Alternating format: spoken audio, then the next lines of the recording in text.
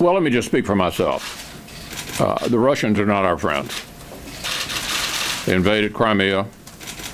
Senator McCain and I and some of our Democratic friends met with a delegation from the Baltic countries just this past week. To say that they're nervous about the Russians, to put it mildly. Let me also say, as I said last year, NATO's important.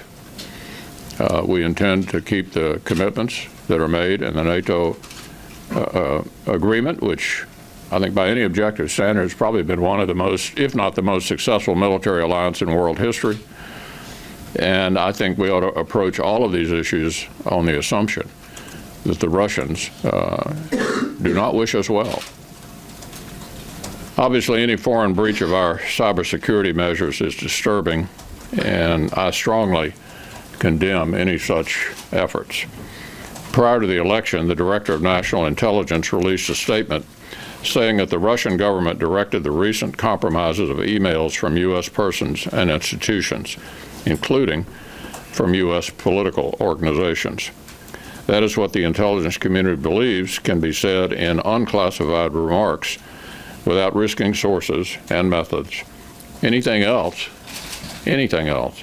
is irresponsible, likely illegal, and potentially for partisan political gain. I agree with Senator Schumer, Chairman McCain, Burr, and others.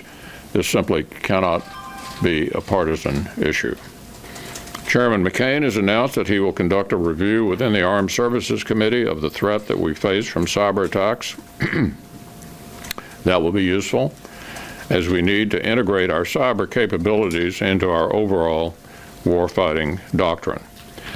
The Obama administration for 8 years attempted to reset relations with Russia and sat back while Russia expanded its sphere of influence, intervened in Crimea, eastern Ukraine, Syria, and attempted to bully the Baltic countries. It defies belief that somehow Republicans in the Senate are reluctant to either review Russian tactics or ignore them. So last, let me say that I have the highest confidence in the intelligence community and especially the central intelligence agencies. The CIA is filled with selfless patriots, many of whom anonymously risk their lives for the American people.